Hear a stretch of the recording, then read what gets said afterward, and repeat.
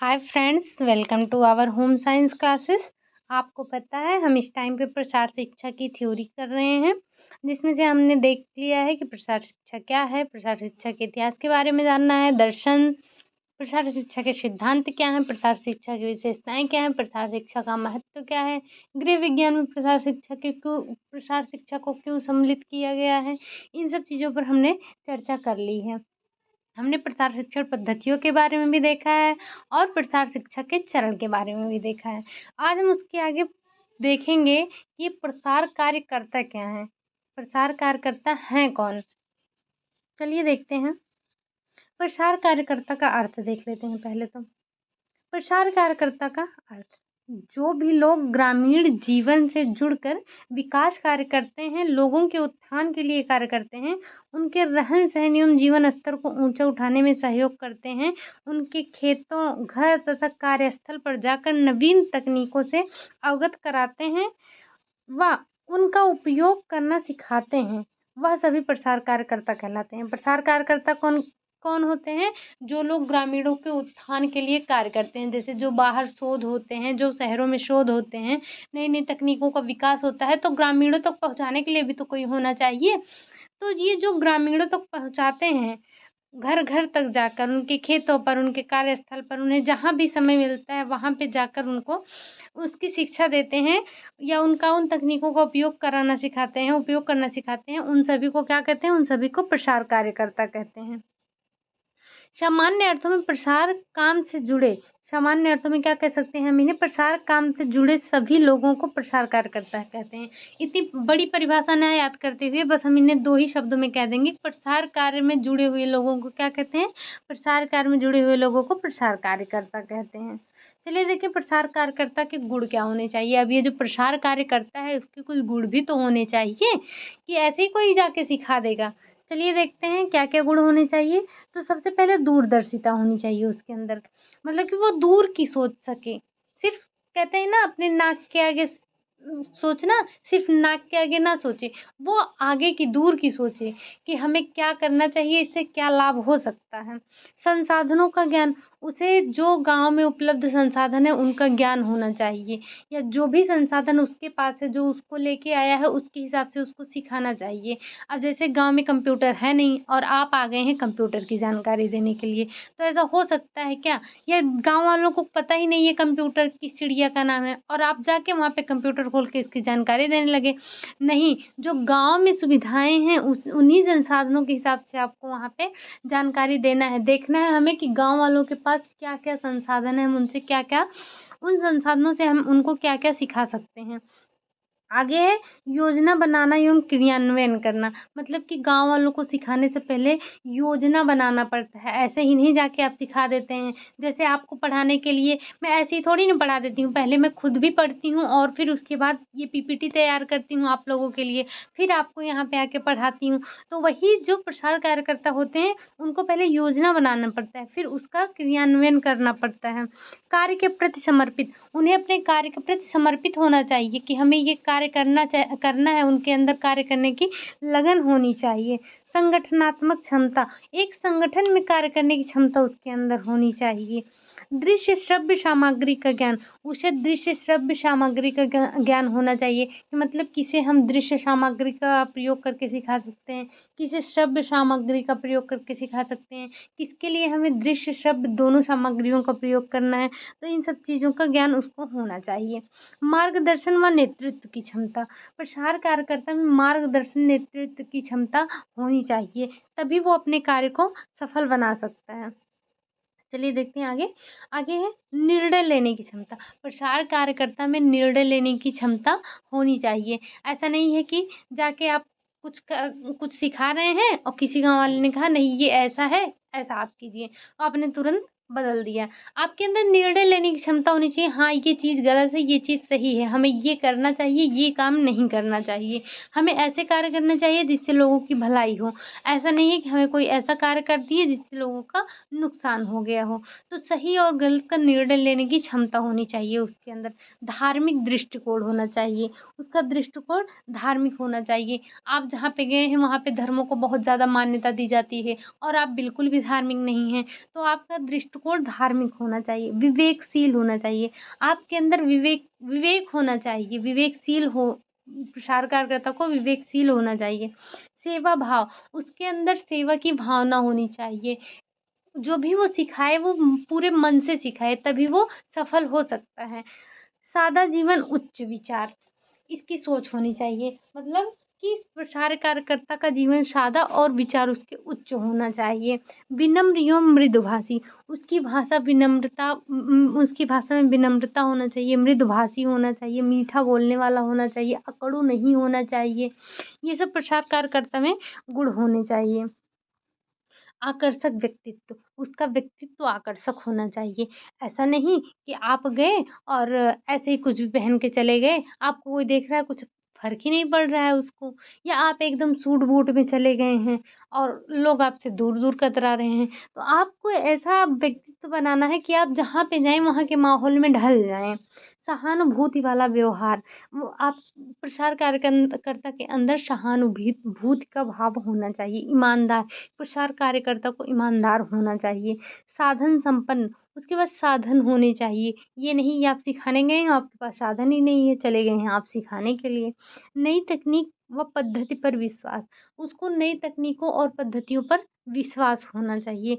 ग्रामीण विकास के प्रति आस्थावान, वह ग्रामीणों के विकास के लिए उसके अंदर आस्था होनी चाहिए कि हमें ग्रामीणों का विकास करना है। आत्मविश्वास, उसके अंदर ये विश्वास होना चाहिए कि जो कार्य मैं सिखा रहा हूँ ये सही है, ये इससे ग्रामीणों का भला होगा, ये कार्य हमें करना चाहिए। उसके खुद के अंदर विश्वास होना चाहिए। न्यायप्रिय, उसको न्यायप्रिय होना चाहिए, उसे अन्याय नहीं करना चाहिए। साहसी, संतोषी, परिश्रमी, उसके अंदर साहस होना चाहिए, संतोष भी होना चाहिए, उसे परिश्रमी भी होना चाहिए, मेहनत करने वाला भी होना चाहिए।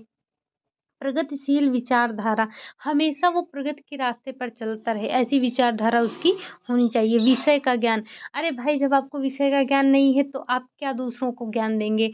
मतलब कि प्रसार कार्यकर्ता को प्रसार शिक्षा के बारे में पूरी जानकारी होनी चाहिए, तभी तो वो शिक्षित करेगा लोगों को।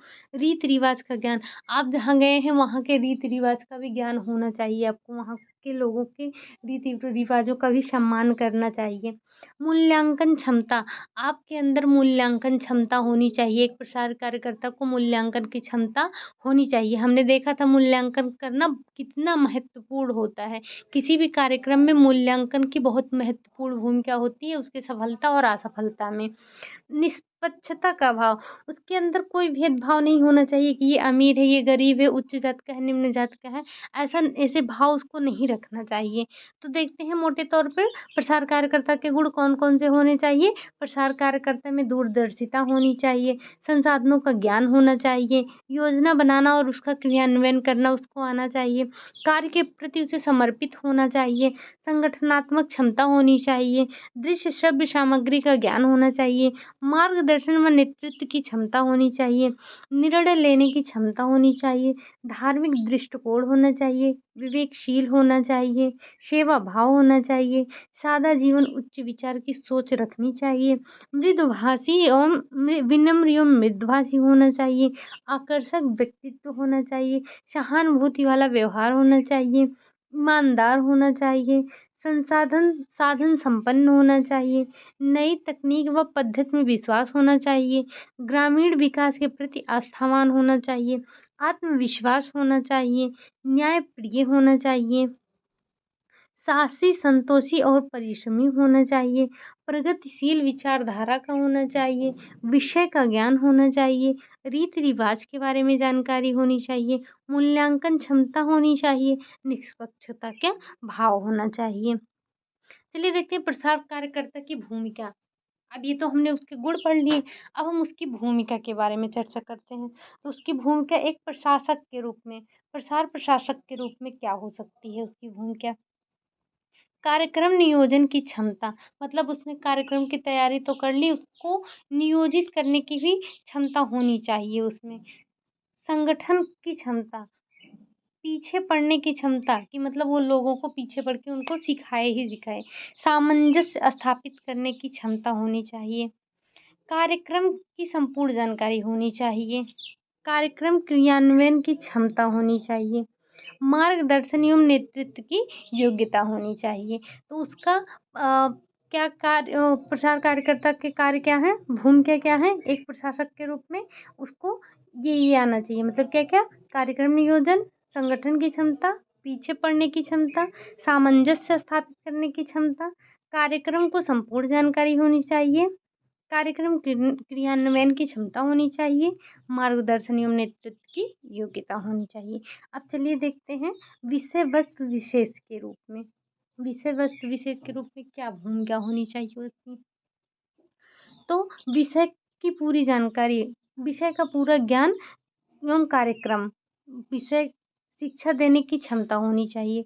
एक तो उसे विषय का पूरा ज्ञान होना चाहिए, उसको जो कार्यक्रम करना है उसका पूरा ज्ञान होना चाहिए।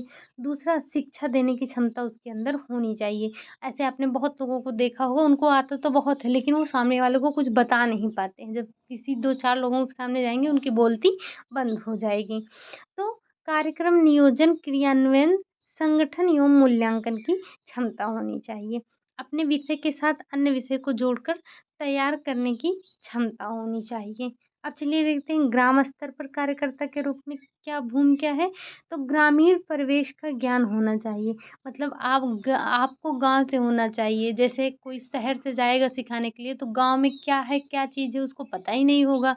किसी चीज़ का पौधा लगा है उसको समझ ही नहीं आएगा। क्या चीज़ बोया गया है उसको समझ ही नहीं आएगा।